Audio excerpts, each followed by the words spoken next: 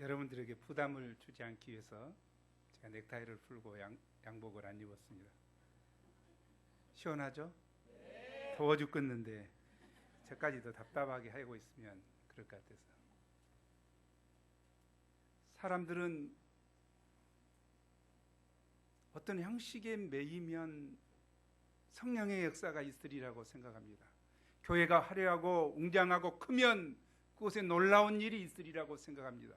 또 반대로 일부가 같은 기도원처럼 책상도 없고 뭣도 없고 험하면 성령의 불이 내리겠다고 헛된 생각을 합니다. 성령 하나님은 외부의 환경과 전혀 상관이 없습니다. 그 사람이 어떤 자세를 가지고 있느냐가 중요합니다. 데이빗 플롯이 썼던 책 제가 잊어버렸는데, 데이빗 플롯이 뭔 책을 썼죠? 레디칼. 레디칼이라는 책을 썼죠. 그 책 내용에 나오죠. 자기가 가서 중국에 가서 성경 공부를 가르치는데 하루에 오전부터 12시까지 가르쳤죠. 4시간 동안. 그리고 이 신학이 끝나고 나니까 끝날 때쯤 할 말 있으면 해라 하니까 손 들고 얘기죠. 신학은 끝났는데 구약은 어떻게 하죠? 아니, 올 수 있는가? 그 사람들은 다 농부들이고 하루 종일 일하는 사람입니다. 우리는 올 수 있습니다. 말씀을 배우는데 얼마든지 투자할 심정이 있습니다.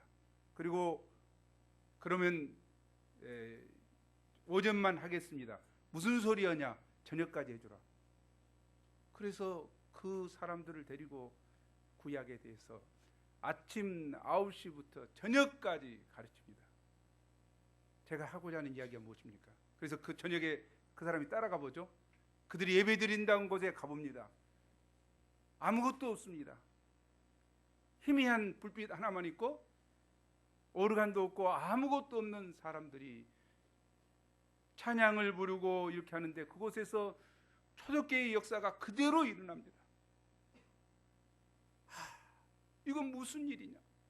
자기 교회는 엄청난 오르간이 있고 의자가 너무 폭신폭신한 의자들이 있고 막 이런데 이 아무 역사도 일어나지 않는데 아무것도 없는 이곳에서 어쩜 연대로 놀라운 역사가 일어나는가? 주의 말씀이 그대로 살아있는 것이 그대로 드러납니다. 그래서 자기들가 와서 자기 교회에 와서 그대로 하지 않습니까? 의자 다 없애고 올간 다 없애고 순수하게 나와서 찬양만 하고 말씀만 전하고 그리고 간절한 마음으로 기도하자. 그런데 그곳에 놀라운 중국에서 일어났던 통일한 역사가 일어납니다. 제가 이야기하고자 하는 것은 무엇입니까? 사람의 심령이 어떠냐가 중요하다는 것이죠. 심령이 가난한 자는 복이 있나니 그들에게 천국이 저희들의 것입니다. 말한 것처럼 심령이 가난하고 주의 말씀을 사모하고 주님의 은혜를 사모하는 자 가운데 성령께서 역사한다는 거죠. 동일한 역사가 일어난다는 거죠. 오늘 말씀도 동일합니다. 제가 말씀을 잘 전하고 못 전하고 무슨 의미 있습니까? 여러분의 간절한 소원이 있는가? 이렇게 해갖고 합리화를 해봅니다.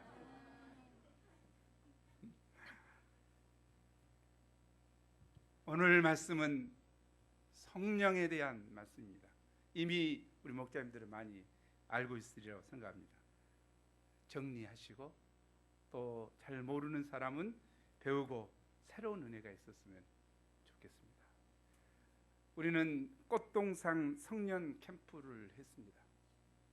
CBF, BBF 어린이들이 갔습니다. 이들은 사모하지 않았지만 따라간 교사들과 부모들이 너무 사모했습니다. 뭘 좀 배우고 뭘 좀 얻고 은혜를 받자. 굉장히 중요하다고 생각합니다. 그런데 거기에서 하은이가 끝까지 좁은 길로 갔다고 그래요. 참. 다른 사람들은 다 이리 와 넓은 길 구원이 있어 하고 하니까 꽃이니까 물도 주고 그러니까 그쪽으로 다 따라갔는데 하은이는 끝까지 굉장히 중요한 것 같아요. 또 간증도 써서 허리가 아픈데 허리가 났었고 또 소홍 보라도 소감 발표를 하고 좀 은혜로운 시간을 가졌다. 그런 은혜로운 시간에 동역을 해줘야 될 부에서는 동역을 안 해줘서 제 마음이 굉장히 아팠어요. 성령의 역사가 있는 곳에 동역을 해줘야지. 그곳에 더욱 불타는 동역의 역사가 있는데 동역을 안 해줘서 참 마음이 아픕니다. 그걸 위해서 기도 우리가 해야 되겠습니다. 예수님은 다락방 강화에서, 다락방 강화는 알죠? 십자가를 지시기 전에 제자들에게 꼭 해주고자 하는 말을 다락방에 모여서 요한복음 13장에서 16장에 걸쳐서 해줬습니다. 정말 중요한, 내가 이제 떠나가면 너희들이 공동체를 이루고 할 건데 정말 중요한 말씀하신 것 같아요. 그 중에서 요약해보면 뭘 이야기하셨습니까? 기도해라. 나보다 더 큰 일도 할 수 있다. 뭘 통해서? 기도를 통해서 할 수 있다. 또 한 가지는 성령을 내가 너에게 보내려니 성령을 통해서 나보다 더 큰 일도 할 수 있다고 예수님은 강조하십니다. 오늘 말씀도 동일합니다. 두 가지 예수님이 16장에서 강조하셨습니다. 첫째는 기도해라. 그것이 몇 절이죠? 23절이죠. 제가 지금 기도에 대해서 먼저 이야기하고 성령에 대해서 이야기하고자 합니다. 지금 3부를 하고 있습니다. 3부 구하라 그리하면 받으리니 16절에서 33절 지금 하고 있습니다. 24절 하반절을 보면 구하라 그리하면 받으리니 너희 기쁨이 충만하리라. 예수님은 구하라, 기도하라고 하십니다. 그러면 받게 되고 그런에서 놀라운 하나님의 일을 이루는 하나님의 사람이 될 것이라는 것을 약속하십니다. 왜 기뻐합니까? 기도 응답을 받아서 기뻐하겠죠. 그보다 중요한 것은 내 기도가 응답되었다는 것도 중요하지만 나를 돌아보고 계시는 아버지가 계신다. 이것이 정말 기쁜 것이죠. 나의 신음소리까지도 듣고 계시고 나를 섬세하게 돌보고 계시는 아버지가 계신다. 그것이 너무 아름다운 일이고 기쁜 일인 것 같아요. 그래서 우리 기쁨이 충만할 것 같습니다. 우리가 기도함으로 하나님을 깊이 배울 수 있기를 기도합니다. 이로 인해서 절반이 끝났습니다. 두 번째, 기도에 대해서 말씀하시고 성령에 대해서 말씀하셨습니다. 13장에서 16장 동안에 4차례에 거쳐서 몇 번? 4차례에 거쳐서 13, 14, 15, 16 4장인데 4번 4차례에 거쳐서 성령에 대해서 했습니다. 성령에 대해서 가장 자세하게 써진 책이 어떤 책이다? 요한복음이다. 누가 가장 성령에 대해서 잘 이야기했다? 바울이? 예수님이 친히 성령에 대해서 이야기하셨다는 거죠. 우리는 성령에 대해서 자세하게 이야기했다는 사실에서 신자로서 성령에 대해서 꼭 알아야 된다고 하는 사실이죠. 그러나 이 시대는 혼란한 시대입니다. 성령의 역사가 아닌 혼의 역사, 인간적인 역사, 심리학의 역사, 아니면 내적 치유 등 각가지 것들을 통해서, 심리학을 통해서, 인본주의적인 것을 통해서 성령의 역사로 왜곡하고 있는 이런 시대입니다. 성령의 일그러진 얼굴이라고 하는, 또 성령의 역사를 왜곡하는 책을 쓰는 사람도 있고, 그래서 서로가 왜곡된 역사가 있는 것 같습니다.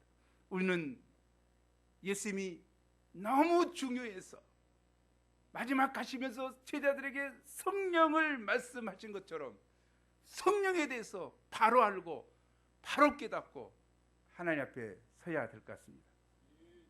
이런 속담이 있죠. 구더지 무더워서, 구더지인가? 구더기인가? 구더기. 예. 그러니까 전남에서는 구더지. 예. 구더기 무서워서 장 못 담근다. 어쩌면 그런 사람 많은가 몰라요. 성령 하나님을 인정하지 않는 것이죠. 성령 하나님 인정하면 감정적이 되어서 이상하게 되고 이상하게 될 것 같아서 성령의 역사 그러면 일절 아는 거죠. 우리 교회는 방언 안 해. 우리 교회는 소리내서 기도하지 않아. 우리 너희는 뭘? 구더기 무서워서 장 못 담그는 교회가 많습니다. 성령의 역사 아예 입 밖에 내기만 하면 신비주의라고 해서 난리 법석인 교회들이 많습니다. 혹시 우리 교회는 그러지 않는가요? 그러지 않겠죠. 조금 뭐 하면 신비주의로 몰고 갑니다. 산부가 신비주의로 찍혔다 그래서 감사하다고 생각했어요. 스텝 인터뷰하는데 산부는 방언한다면서 우리는 방언도 하고 다른 것도 다 합니다. 방언이 뭐 문제인가요? 성경에 없는 것 하고 있는가요? 난 그렇게 생각하지 않습니다. 구더기 제대로 하네. 무서워서 장 못 담그는 어리석은 일을 우리가 범치 않기를 원합니다. 하지만 아까 이야기한 것처럼 인간의 역사를 성령의 역사로 잘못하는 혼돈된 수 있다는 것을 알고 오늘 말씀을 통해서 성령 하나님을 예수님이 말씀하시는 성령 하나님을 바로 배울 수 있기를 간절히 기도합니다. 제1부 보혜사 성령 1절에서 7절입니다. 예수님은 제자들이 실족하지 않도록 하기 위해 장차 그들이 받을 핍박에 대해 미리 말씀하신다고 하였습니다. 사람들은 제자들을 출교시킬 것입니다. 출교는 해당에서 쫓겨나는 것으로 종교 사회에서는 사회적 고립을 의미합니다. 또한 그들은 제자들을 죽이기까지 하면서 이렇게 하는 것이 하나님을 섬기는 애라 할 것입니다. 이는 이들이 하나님의 아버지와 예수님을 알지 못하는 영적 무지 때문입니다. 영적 무지가 큰 죄악을 낳습니다. 예수님이 이 말씀을 처음부터 하지 않는 이유는 그때까지는 예수님이 보호자가 되셔서 제자들을 보호하고 있으셨기 때문입니다. 그러나 이제 때가 되어 예수님은 하나님께로 가시게 됩니다. 그래서 예수님은 이렇게 앞으로 벌어질 일에 대해 말씀하시는 것입니다. 이는 제자들이 환난과 핍박에 대해서 그 마음을 준비하고 실제로 일어날 때 실족하지 않도록 하기 위함이었습니다. 이런 말씀을 들은 제자들의 마음이 어떠했습니까? 그들의 마음은 근심으로 가득 차게 되었습니다. 6절 하반절이죠. 예수님은 이런 그들을 어떻게 도우셨습니까? 7절을 함께 읽겠습니다. 시작. 그러나 내가 너에게 실상을 말하느니 내가 떠나가는 것이 너에게 유익이라. 내가 떠나가지 아니하면 보혜사가 너에게 오시지 아니할 것이요 가면 내가 너를 위하여 바로 보혜사 성령께서 그들에게 오시기 때문에 그들에게 유익하다고 하십니다. I tell you the truth. What? I tell you the truth. 내가 진실을 말하겠다. 내가 떠나가는 것이 너에게 유익이다. 왜냐하면 성령이 오시기 때문에 내가 너희들과 함께 있는 것보다 내가 떠나가고 성령이 오시는 것이 너희들에게 유익하다. 이것이 진실이다. 나 거짓말하지 않는데 정말이요. 나 떠나가는 것이 있죠. 예수님은 떠나가셨습니다. 그리고 약속하신 대로 성령이 오셨습니다. 우리는 오늘날 신앙생활하면서 어떻습니까? 성령이 오셨는데 예수님이 제자들이 예수님과 함께 다닐 때보다 더 은혜로운 역사가 우리 가운데 일어나고 있죠. 그런 신앙생활 하고 있죠. 그래요? 그렇지 않다면 예수님이 거짓말장이죠. 뭔가 우리가 성령에 대해서 모르고 있다는 이야기죠. 성령에 대해서 좀 알 필요가 있어요. 성령에 대해서 알아야지 예수님의 제자들이 예수님과 함께 갈릴리를 거니시며 함께 다니던 그때보다 우리가 더 유익된 생활을 해야 될 줄 믿습니다. 그것이 진실이죠. I tell you the truth. 난 진실을 말하겠다. 내가 떠나가는 것이 유익이다. 왜? 성령이 오기 때문에. 그래 오순절 다락방에 임했던 성령이 이미 오셨습니다. 우리는 더 유익한 생활을 해야 될 줄 믿습니다. 그러면 보혜사란 의미가 무엇입니까? 보혜사, 저기 있죠? 보혜사. 절 이름이 아니고 거기 보혜사는 지킬 보 은혜해 스승사. 그래서 지키시고 은혜 베푸시고 가르치시는 스승이 되신다. 것이 보혜사 성령이다 그 말이죠. 보혜사는 영어로 카운셀러, 상담자, 컴포러, 위로자, 헬퍼, 돕는 자 이런 것으로 번역되어 있습니다. 한마디로 파라클레토스, 성령은 파라는 곁에, 클레토스는 돕는 자, 부름받은 자 뜻이죠. 그래서 내 옆에, 곁에 부름받아 와 있는 자. 어떤 자가 부름받아 있죠? 뭐라고 부름받아 있죠? 할 일이 있으면 도와주려고 이렇게 옆에 와 계시죠. 우리는 옆에 와 계시는 성령 하나님께 신앙생활하면서 도와달라고 하고 있습니까? 그분의 도움을 받고 있습니까? 예수님은 제자들에게 너희를 도와줄 성령을 보내주시겠다고 약속하셨습니다. 그렇다면 성령은 어떤 분이십니까? 무엇보다 성령은 하나님이십니다. 그분은 물건이 아닙니다. 어떤 능력이나 기운도 아닙니다. 어떤 부흥 강사는 그러죠. 불 받아라. 저쪽에서 어떻게 해서 그건가를 모르겠는데 이렇게 준다고 해서 주고 이렇게 할 수 있는 건 아닙니다. 물건이 아니고 기운이 아니고 능력이 아니에요. 인격체이십니다. 성령은 성부, 성자 하나님과 함께 성삼위일체 중에 한 분이신 하나님이십니다. 성령 하나님은 일찍이 천지창조를 함께 하신 전능하신 하나님이십니다. 창세기 1장 2절에서 하나님의 신이 수면에 운행하시니라는 말씀처럼 창조 때부터 모든 것을 품고 계획하고 이루신 분이십니다.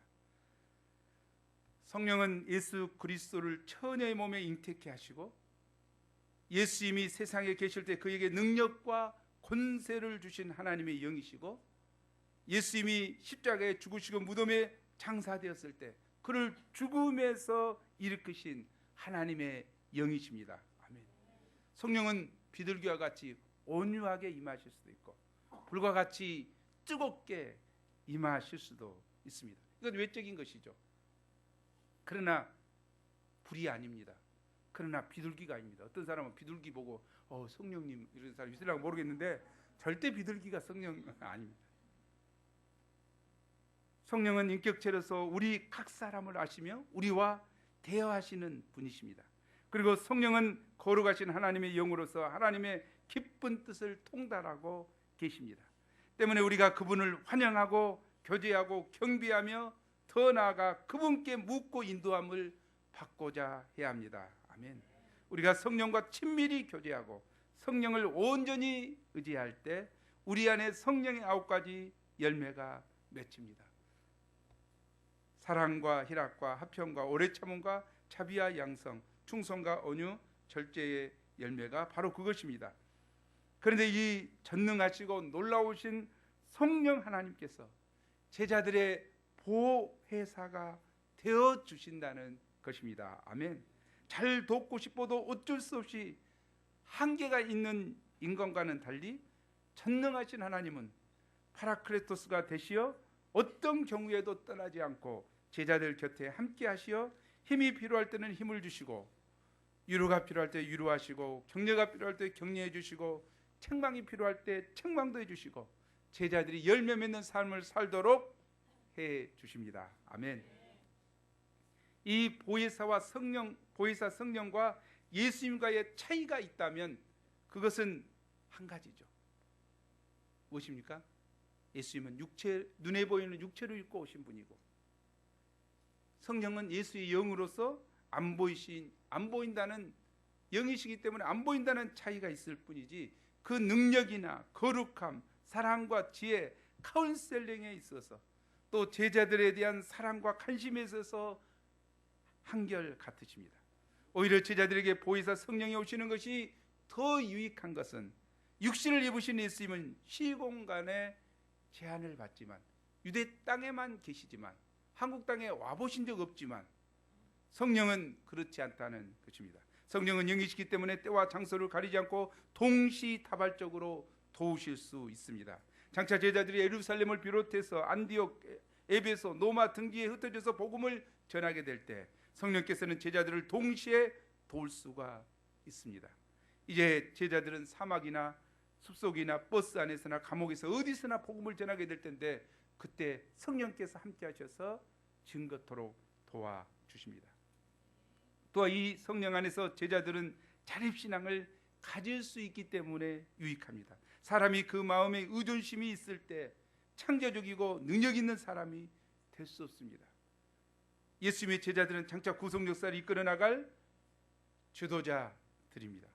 그런데 지금처럼 눈에 보이는 예수님을 인간적으로 의지하고 있는 한 나약함을 벗어버릴 수 없고 능력 있는 복음의 종이 될 수 없습니다. 어머니 품에 있어 보십시오. 청소도 않고 못도 않고 아무것도 안 해요. 그러나 품을 벗어나서 딴 데로 가보면 어쩔 수 없이 하기 시작해서부터 이제 자립하기 시작하죠. 자립적인 사람이 되죠. 이처럼 성령을 의지하면 자립적이고 능력 있는 종들이 될 수 있습니다. 후에 제자들이 성령을 의지하여 자립신앙을 갖게 되었을 때 그들은 두려움을 모르는 믿음의 용사들이 되었습니다. 복음서의 제자들은 세상적이고 인간적이고 나약했지만 사도행전의 제자들은 달랐습니다. 그들은 하루에 3,000명을 해결시키는 말씀의 종이었고 핍박에 굴하지 않고 복음을 증가하는 사람이었고 귀신을 쫓아내고 죽은 자를 살리는 권능의 역사를 이루는 능력의 사람들이었습니다. 이 변화의 비결은 성령을 덧입고 자립적인 하나님의 사람이 된 데 있습니다. 우리도 성령 안에서 자립적인 복음의 종으로 성장할 수 있기를 기도합니다. 그런데 많은 사람들이 공경에 빠지면 하나님 어디 계셨냐고, 왜 날 버리셨냐고 합니다. 그러나 하나님은 어디 가시지 않습니다. 하나님은 결코 우리를 버리지 않으시고 한순간이라도 우리를 떠나 계신 적이 없습니다. 과처럼 버려두지 않습니다. 성령 하나님께서 오셔서 우리와 함께 하십니다. 요한복음 14장 16, 17절을 함께 읽죠. 시작. 그가 또 다른 보이사를 너에게 주사 영원토록 너와 함께 있게 하시리니 그는 진리의 영이라.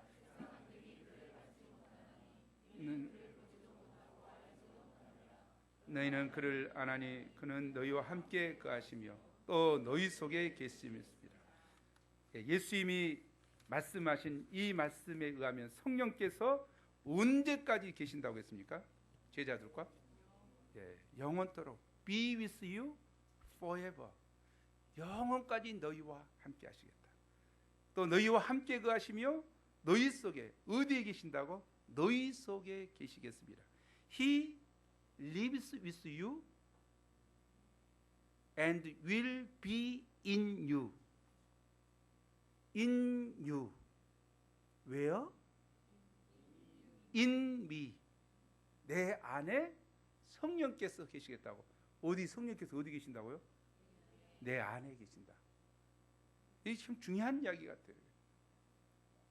우리 다 알고 있는 이야기지만 하늘에 계신 성부 하나님이 육신을 입고 이 땅에 오신 분이 누구? 성육신의 진리를 가지신 예수님이시죠. 성자 하나님 곧 예수님이시죠. 이와 동시에 이 하나님이 내 속에 들어오신 것이 indwelling, 내재하심이죠.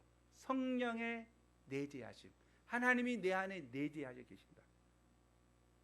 이제 너무 신비주의. 성육신도 신비지만 어떻게 하나님이 육신을 입고 이 땅에 오실 수가 있어? 하나님이신데. 신비죠. 그런데 그 크신 하나님께서 어떻게 내 가슴이 이렇게 넓어? 안 넓어. 어떻게 내 안에 들어와 계시는가?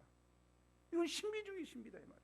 그러나 분명한 사실이고 분명한 진리다는 거죠.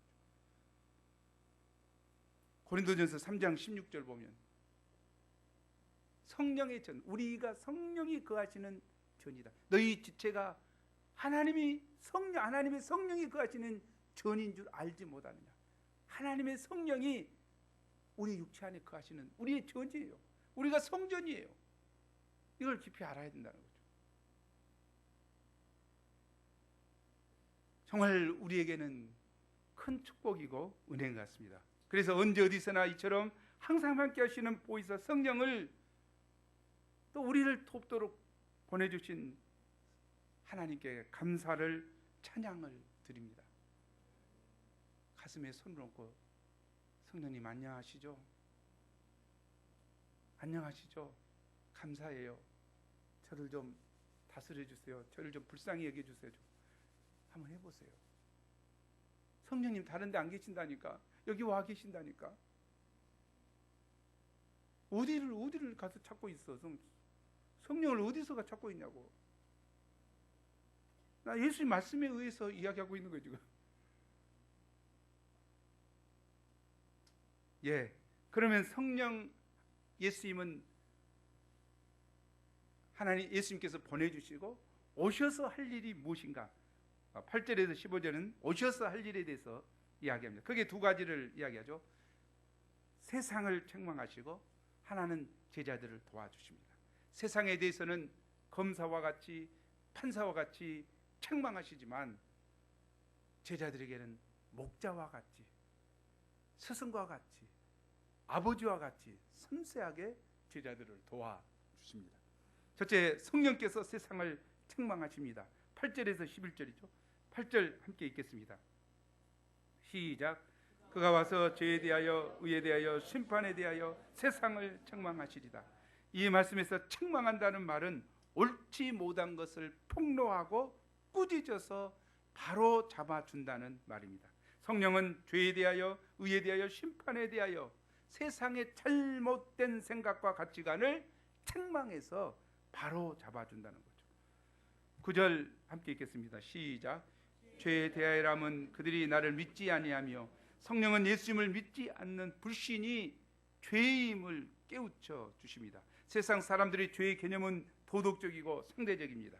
사람들은 간음이나 살인과 같은 것은 죄로 생각하기 때문에 죄의식에 시달립니다. 그러나 예수님을 믿지 않는 것을 죄라고 생각하지 않습니다. 믿어도 그만, 안 믿어도 그만이라고 생각합니다. 그러나 성령께서는 예수님을 믿지 않는 것이 죄임을 깨우쳐 주십니다. 그럼 왜 불신이 죄인가요? 이는 하나님이 베푸신 구원의 길이신 예수님을 안 받아들이는 그 자체가 큰 교만이기 때문이요. 또 예수님을 안 받아들이면 죄 문제가 해결되지 않고 그대로 남아있기 때문에 이것이 가장 큰 죄죠. 로마서 1장에 보면 죄가 쭉 나오죠. 그 중에 뭡니까? 인간이 하나님을 알 때 하나님으로 영화롭게도 하냐고 감사치도 않은 죄의 뿌리에서부터 시작해서 죄가 쭉 나옵니다.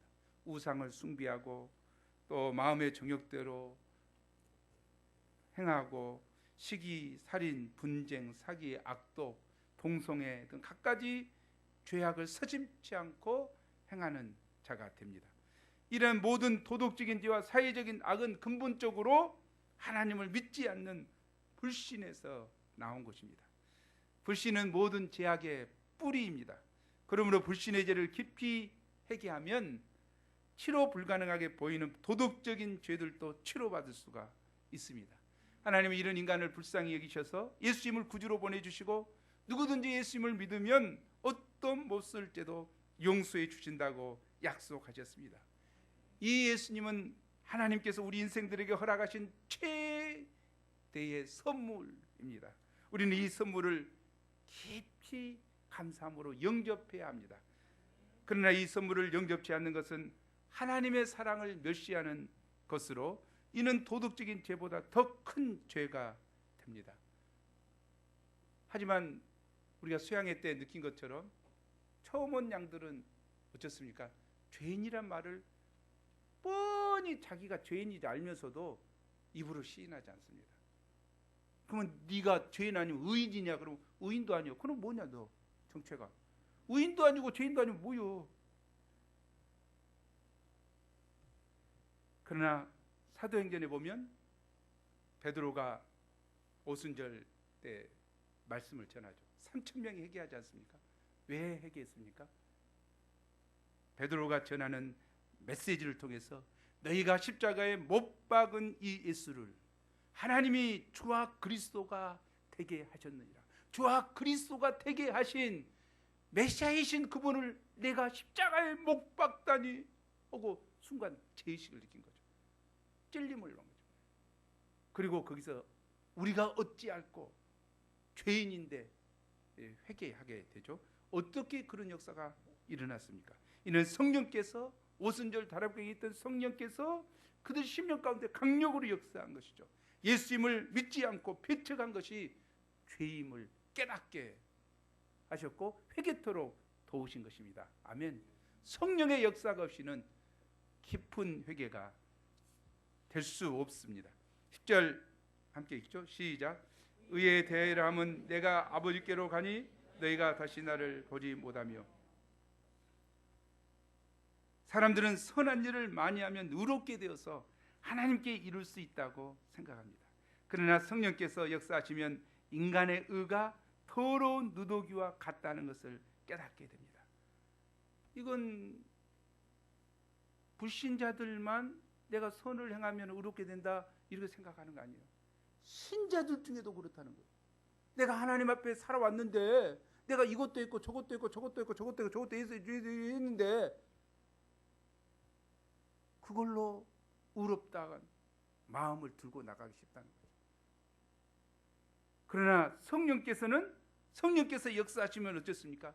인간의 그런 의가 더러운 누더기와 같다는 것을 깨닫게 됩니다.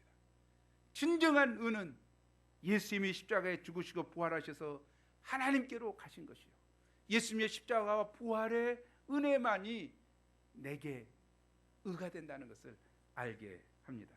이로 인해서 나의 죄와 죽음의 문제가 해결되고 하나님과 우리의 관계가 회복되었다는 것을 알게 됩니다.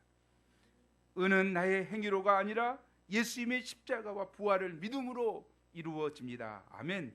이를 깨닫게 해주신 분이 바로 성령님이십니다. 성경은 말합니다. 의인은 없나니 하나도 없고 모든 사람이 죄를 범하였음에 하나님의 영광에 이르지 못하더니. 모든 사람이 죄를 범했다. 의인은 하나도 없다. 이것을 영접하고 모든 사람 속에 내가 들어있고 의인은 하나도 없다는데 나도 의인이 아니다, 죄인이라는 것을 고백하게 되죠. 누가? 성령께서 그것을 깨닫게 해 주신다는 거죠. 11절 보죠. 함께 읽겠습니다. 시작. 심판에 대하여라면 이 세상 임금이 심판을 받았습니다. 세상 사람들은 심판이 없다며 함부로 죄를 지으며 살아갑니다. 또한 세월호 사건의 유병헌이나 옛날에 있었던 유영철, 강호순 같은 살인마만 심판받을 것으로 생각합니다. 더군다나 세상 임금인 사단이 심판받는다는 것은 꿈에도 생각하지 못합니다. 그러나 성령께서는 사단이 심판을 받았음을 깨닫게 하십니다. 예수님이 오시기 전까지 사단은 죄와 죽음 권세로 인간을 사로잡고 있었습니다. 사단은 인간을 하여금 정욕과 미움과 같은 죄의 소욕과 허무, 절망, 자살 충동 등과 같은 죽음 권세에 시달리게 해왔습니다. 그러나 예수님께서 이 땅에 오셔서 우리 죄를 위해 죽으시고 죽은 자 가운데서 부활하셨습니다. 예수님은 부활하심으로 사단의 머리통을 깨시고 박살내시고 승리하셨습니다. 이 부활의 주님께서 우리에게 부활의 새 생명을 주십니다. 이 예수님의 부활로 사단의 멸망당했다는 것을 성령께서 우리에게 깨닫게 하십니다. 아멘. 이상에서 성령께서 역사하실 때 불신자들은 그들의 불신이 얼마나 악한 것인가를 깨닫게 되고 자신은 아무리 노력해도 하나님이 원하는 의에 이룰 수 없다는 것을 알게 되고 자신은 사단의 속에서 심판 아래에 있다는 것을 깨닫게 됩니다. 죄에 대해서, 의에 대해서, 심판에 대해서 성령께서 세상을 책망하십니다. 그럴 때 회개하게 되고 돌이키게 됩니다. 진실로 우리가 성령의 능력을 의지하지 않는다면 한 영혼도 한 양도 주께로 돌이킬 수 없습니다. 우리의 말체주로 우리의 권위로 어느 누구 한 사람도 변화시킬 수 없습니다. 오늘날 사람들은 죄를 죄로 여기지 않고 인간의 의를 주장하고 하나님의 심판을 두려워하지 않습니다. 그러나 아무리 시대가 악해도 일을 한다 할지라도 성령께서 임하셔서 세상을 책망하시면 그것 가운데 구원의 역사가 일어납니다. 아멘. 우리는 전도로 갈 때 뭘 의지합니까? 나의 성경 지식? 나의 잘생긴 얼굴? 물론 그 정도는 되죠. 자기 기준으로 사니까. 적당한 착각은 행복의 지름길이다. 함께 해보죠. 시작. 그러죠. 누가 보태준 거 없어요. 적당한 착각이 필요해요. 그러나 우리가 성령께서 역사하지 않으면 아무도 죄를 깨닫지 못한다. 성령께서 역사하실 때 그곳에 놀라운 기적의 역사가 일어납니다. 총알 전도의 비결이 그거 아닙니까? 총알 전도의 비결이 뭐예요? 나를 한 것이 아니고 말씀이 그 영혼의 심령에 역사하도록 하는 거죠. 하나님의 말씀은 살아있고 운동력이 있어. 그 말씀이 전도하는 그 사람에게 찢겨가도록 총알이 쏘아지도록 하는 거죠. 그런 면에서 총알 전도는 뭐 효과가 있네 없네 이런 거 아니고 많이 안 하니까 그러지. 총알 얼마든지 있는데 총알 안 쏘니까 그러지. 그러니까 뭐 사냥할 것이 없는 것이지. 성령을 의지하고 해야 된다는 것은 분명한 사실인 것 같습니다. 유명한 설교가 스펄전은 이렇게 말했습니다. 우리 함께 읽어보죠. 시작.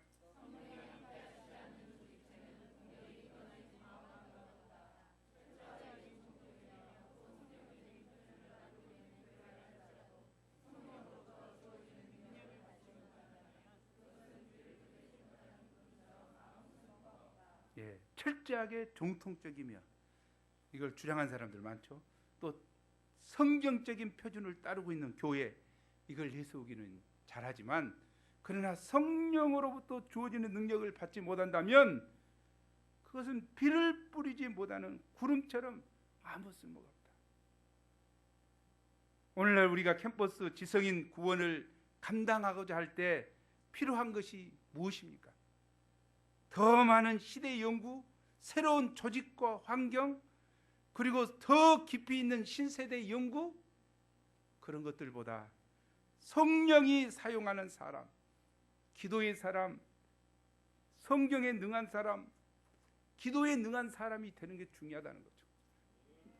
성령의 사람으로 내가 변화되는 것이 중요하다는 거죠. 기도라는 유명한 책을 쓴 바운즈는 성령은 방법을 통해서 오지 않고 사람을 통하여 온다. 또한 성령은 기계에서 오는 것이 아니라 사람에게서 온다고 말했습니다. 그러므로 우리가 보다 열심히 열정적으로 기도함으로 성령의 도우심을 구하고 성령의 사람이 되어야 합니다. 아멘. 그럴 때 성경 공부를 하며 눈만 깜빡거리던 양들이 죄와 의와 심판에 대하여 책망을 받고 회개하고 돌이킬 것입니다. 우리 역시 성령님과 깊은 교제를 할 때 보다 깊은 죄와 의와 심판에 대해서 책망을 받고 배우고 내적으로 더 성숙해질 수 있습니다. 아멘. 둘째, 성령께서 모든 진리 가운데로 인도하십니다. 12절에서 15절이죠. 예수님은 아직도 제자들에게 말씀하실 것이 많지만 그들이 어린 믿음으로 이를 다 감당치 못할 것을 아시고 더 이상 말씀하지 않으십니다. 12절이죠. 예수님은 눈높이 교육을 하신 것입니다. 필요 없이 제자들한테 막 이야기해봤자 알지도 못할 것 안 하셨다는 거죠. 여기서 끝낼까요? 우리 수준이 이 정도밖에 안 되면? 그리고 모든 것을 성령님께 맡기십니다. 그러면 성령께서 오셔서 제자들을 어떻게 도우십니까? 13절을 함께 읽겠습니다. 시작. 그러나 진리의 성령이 오시면 그가 너희를 모든 진리 가운데로 인도하시려니 그가 스스로 말하지 않고 오직 들은 것을 말하며 장래를 너에게 알리시리라. 먼저 성령께서는 제자들을 모든 진리 가운데로 인도하신다고 하십니다.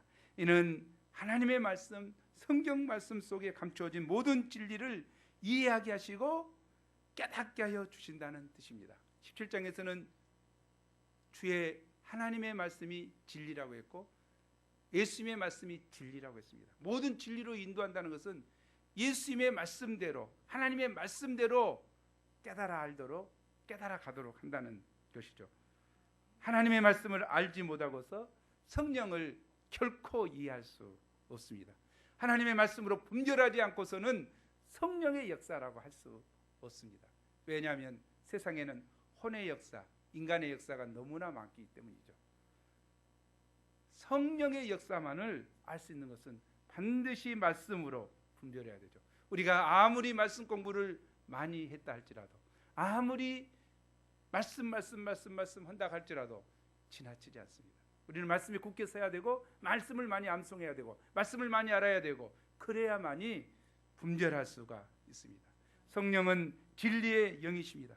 사도 베드로는 학문이 없는 자였습니다. 그러나 그가 성령의 충만을 받았을 때 구약의 어려운 말씀들을 깊이 통찰하여 적재적소에 적용하여 가르치는 탁월한 성경 선생이 될 수 있었고, 1세기의 어둠을 밝히는 인류의 위대한 스승이 될 수 있었습니다. 초기 기독교는 로마의 쾌락주의, 또 영지주의, 각가지 이단들이 괴롭히고, 유대 율법주의가 괴롭히고 하던 그런 강한 공격들이 있었습니다. 그런 곳에서 사도들이 진리를 지킬 수 있었던 것은, 파수할 수 있었던 것은 성령님의 도우심으로 가능했던 것이죠. 성령께서는 오늘날도 각종 이단들이 난무하고 인본주의 가치관이 팽배하는 이 시대에 우리를 지키게 하실 분이 누구냐 이 말이죠. 성령 하나님께서 우리를 지키시고 인도하실 것을 믿습니다. 우리는 때로 어떻게 하는 것이 옳은 길인지 알지 못해서 답답해할 때가 있습니다. 그때 우리가 모든 것을 내려놓고 기도하면 성령, 진리의 성령께서 우리를 모든 진리 가운데로 인도해 주십니다. 잠언 16장 25절에 이런 말씀이 있죠. 우리 함께 읽어보죠. 시작. 인간적으로 계산해서 좋은 길 같아도 나중에 보면 함정인 경우가 많습니다. 반면에 잘 이해가 안 될지라도 성령의 방향에 순종하면 하나님이 진리의 길로 인도해 주십니다.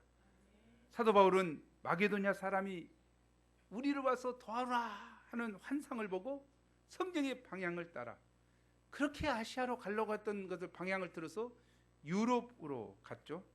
그랬을 때 빌립보 지방에 이르렀을 때 마음이 준비된 누디아 자매를 만나서 온 집안이 믿게 되고 빌립보 교회가 개척되었습니다.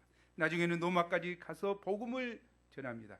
내가 거기 갔다 간 후에 로마도 봐야 하리라. 성령께서 로마 개척의 환상을 보여주시고 로마로 인도하셨습니다. 사도행전의 역사는 진리 성령이 오셔서 제자들을 모든 진리 가운데로 인도하신 역사였습니다. 제자들은 오직 성령의 방향에 순종한 것뿐인데 하나님이 친히 진리 역사를 이루어 가셨습니다. 우간다 강 리빙스턴 선교사는 학교 다닐 때부터 엑스국 선교 비전이 충만했죠. 그래서 졸업하고 나서 청탐까지 갔다 왔죠. 결혼하고 나서 바로 갔나? 약간 같이 갔지? 가서 청탐을 하고 이때 그런데 쉽게 선교 문이 열리지 않았어요. 가서 어떻게 계약을 맺어보고 이렇게 우리 이제임스 선교사가 막 해도 쉽게 열리지 않았어요. 이때 우리 삼부 방향이 생각지도 않았는데 갑자기 우간다 힐링 미션이 시작되면서 아프리카로 향해 갔습니다. 저도 전혀 생각지 않았습니다. 갑자기 어떻게 우간다 힐링 미션 방향이, 저는 성령의 역사인 증거가 제게 몇 개 있습니다만은 이제 개인적으로 이건 비밀적인 것이니까 시작 아프리카로 방향이 가니까 자신은 방향을 쉽게 잡지 못하고 동참하지도 않았습니다. 우리 그리스 선교사는 동참했죠 한번. 그러나 그 큰 의료 사고를 겪으면서 정말 갈 수 없는 형편이었지만 양가 아버님들이 홀로 계신 가정 형편을 생각할 때 간다고 결정하기 쉽지 않았죠. 그렇지만 마음을 비우고 기도하는 가운데 성령의 방향에 순종하여 힐링 미션에 참석하고 그리고 5식구가 1년간 그곳에서 선교 정탐을 하며 우간다 영혼들을 섬겨봤죠. 우간다 백성들이 옛날 한국에 왔던 선교사들이 만났던 가난하고 아픈 우리 어머니 아버지 같은 분들, 여기 아프다 저기 아프다 막 이렇게 내나차나다 막 부끄러운지도 모르게 막 이것이 꼭 옛날 한국 아버지 같고 어떻게 시골에서 살아나서 그거 우간다 어쩌면 좀 시골 같잖아요. 근데 너무 적응이 잘 된 거예요. 화장실도 적응이 잘 되고 그들을 향한 상한 마음과 사랑을 주셔서 정말 그곳이 자신을 필요로 한 곳임을 알게 하시고 벌써 우간다 유교표에 좋은 영향력을 끼치는 선교사로 영구적으로 살고자 결단하게 됐습니다. 너무 감사한 것 같아요. 지금 강그레스 선교사도 약사 인턴 시험이 있고 또 실습 1년 한 다음에 약사고시 봐야 되는데 공부하면 정남이잖아요. 이정남이. 공부하면 이정남인데 나이가 먹으니까 이제 따라가기가 쉽지 않다 그래. 4년 전체를 장학금을 타고 다녔는데 그래서 하도 공부를 4년 동안 많이 해버려서 졸업하고 나서 나는 대학원 갔으면 좋겠다는데 안 해보라 해. 질려가지고 그러던 사람이 이제 가서 지금 질리게 공부하고 있습니다. 지금. 우간다는 의사보다 약사가 훨씬 귀하죠. 약사는 100명이나 나온가? 의사는 한 500명, 600명 나오는데 100명도 못 나오기 때문에 약사가 너무너무 귀하고 값지고 공부 잘하면 약대 가죠. 의대는 그 다음에 가고 이렇게 하는데 거기서 이제 경쟁할 만만 하지. 여기서 수석 졸업하고 수석으로 다 했던 사람이 한번 해볼 만하죠. 하나님께서 생각지 못한 방향으로 인도하셔서 이끌어 가심을 감사합니다. 또한 성령께서는 장래일을 알리십니다. 장래일이는 하나님께서 우리 인생의 앞날과 미래에 이루실 일들입니다. 이는 꿈과 비전으로서 바로 예수님을 통해서 이 땅에 하나님이 세우고자 하시는 하나님 나라에 대한 것입니다. 즉 성상국과 세계 선교 비전, 하나님 나라의 소망 등과 같이 미래에 이루어질 일들입니다. 요엘 선지자는 하나님 사도행전 2장 17절에서 함께 읽어보죠. 시작. 말세 내가 내 영을 모든 육체에 부어주리니 너희의 자녀들은 연할 것이요 너희의 젊은이들은 환상을 보고 너희 젊은이들은 꿈을 꾸리라. 여기 모든 육체에 부어준다겠죠. 한 사람도 빠짐없이 다 성령이 임하면 비전 예언도 하고 꿈도 꾸고 환상을 보고 뭐 자연스러운 거예요. 예언한 것이 뭐 문제인가요? 환상 본 것이 뭐 특별한 거 있어요? 당연한 거지. 모든 육체에 속하지 않는 사람이면 못하겠지. 한 사람은 당연한 거예요. 못하면은 아직 좀 그러고 그렇게 생각을 해야 된단 말이죠. 말씀대로 이루어졌는데 왜? 근데 하면 이상하게 생각하면 곧 이상한 사람 아니야? 비성경적인 사람이죠. 하면 이상하게 본다면 비성경적인 사람이죠. 그건 하나님의 사람이 아니죠. 제가 이상한 복음 전하고 있습니까? 성령께서는 우리에게 끊임없이 장래일을 말씀하여 주십니다. 성령께서는 끊임없이 장래일을 말씀하여 주심으로 우리로 하여금 현실을 바라보고 근시안적으로 살지 않고 하나님께서 장래에 이루실 일들을 소망하며 꿈과 비전을 가지고 살게 하십니다. 너무 감사한 것 같아요. 그러면 코 박고 이 땅에만 하겠죠. 성령께서 장래일을 이야기해 주니까 장래 비전을 심으시니까 현실에 이루어지지 않지만 믿음으로 장차 이루어질 일들을 바라보고 도전하며 살 수 있다는 것이죠. 일부 이미삭 선교사님은 명퇴 후에 키르기스탄으로 가서 또 국민학교 초등학교 교사였는데 갑자기 교수가 돼버려. 그런 역사가 아랍에도 있어요. 한국어 교수가 돼가지고 대학생들이 교수님하고 하는 놀라운 역사를 이루고 오늘 굴잘잠이 왔습니까? 안 왔어요. 굴잘잠이 오늘 소감 발표하기로 했는데 안 하는 겁니다. 그 성령께서 이번에는 청년 퇴임한 시나브람 목자를 수학 교사로 코이카통에서 성령의 불에 탄자만 가는 탄자니아로 보내는 거예요. 탄자니아들만 탄자니아로 보내는 거야 이게. 너무 성령의 불에 탄자들만이 보내는 그곳에 가시구나.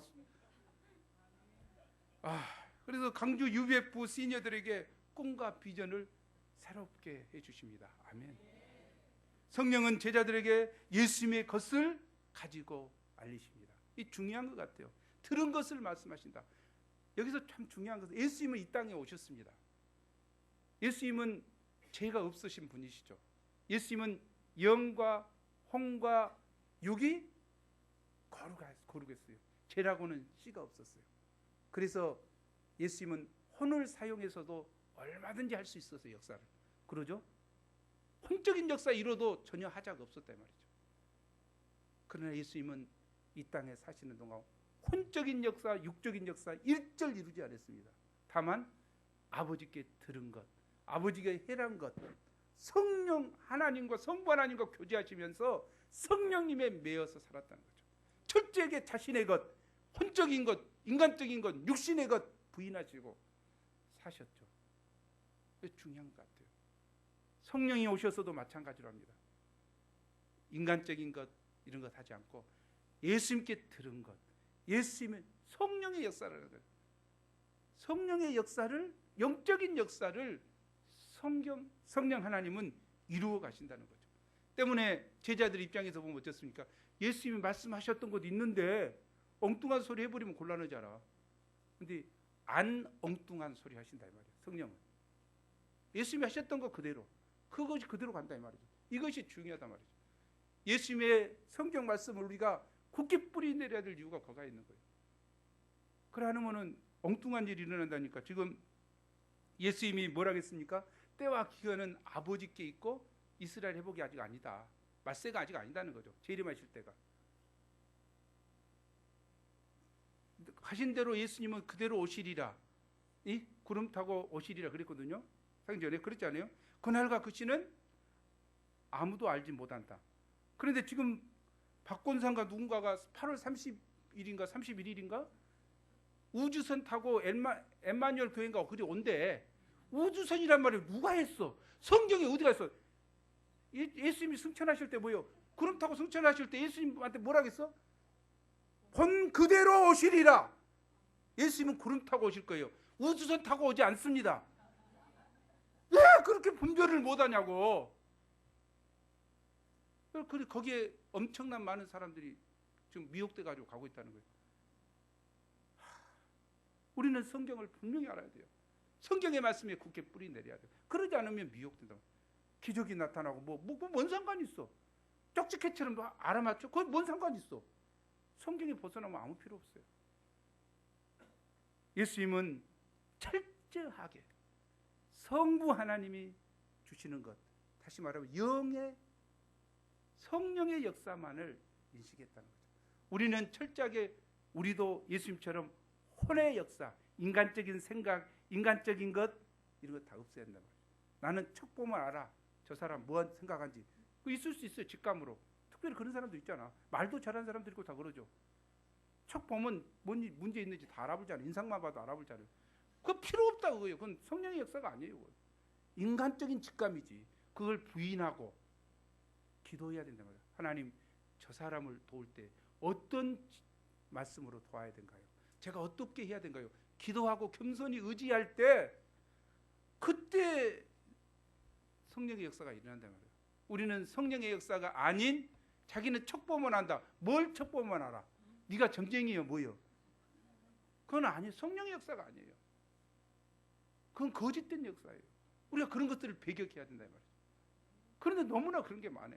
자기는 척보면 안 돼. 뭘 척보면 알아? 지가. 직감이 있는 사람들 얼마나 많아요. 점쟁이들 얼마나 그렇게 해요. 필요 없는 이야기예요. 우리는 예수님처럼 인간적이고 이런 것들 철저히 부인하고 성령 하나님을 온전히 겸손히 기도하고 겸손히 인도함을 받고 겸손히 이끄심을 받고, 이것이 우리에게 굉장히 중요한 역사가 아닐까 생각해 봅니다.